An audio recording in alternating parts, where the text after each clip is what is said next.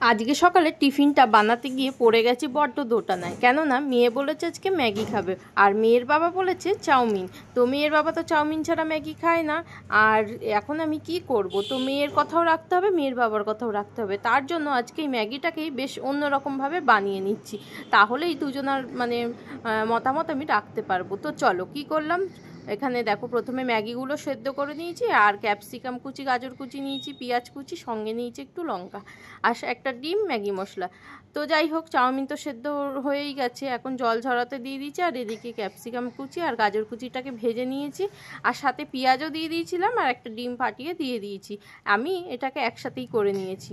তো এর মধ্যে একটু সামান্য নুন দিয়ে দিয়েছি। এবার একটু ভাজা ভাজা হয়ে গেলে আর গাজরগুলো একটু সেদ্ধ হয়ে গেলে এর মধ্যে দিয়ে দেবো একটু ম্যাগি মশলা দিয়ে, এটাকে স্বাদটাকে একদম দ্বিগুণ বেড়ে যায়। যাই হোক, তারপরে এটা ভাজা হয়ে গেছে, এর মধ্যে আমি দিয়ে দেবো অল্প একটু টমেটো সস দিয়ে ভালো করে আবারও একটুখানি ভাজা ভাজা করে নেব বা ফ্রাই করে নেব।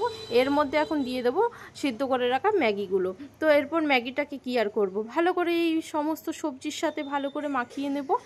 আর মাখানো হয়ে গেলে দেখো, আমি এখন যে বাকি ম্যাগি মশলাটা ছিল সেটা কিন্তু আমি এর মধ্যে দিয়ে দিচ্ছি। আর আমি এখানে বড় সাইজের দুটো ম্যাগি নিয়েছিলাম, কিন্তু মশলা দিচ্ছি একটা, দুটো মশলা কিন্তু আমি এখানে দিইনি। যাই হোক, আমার ম্যাগি রান্না রেডি।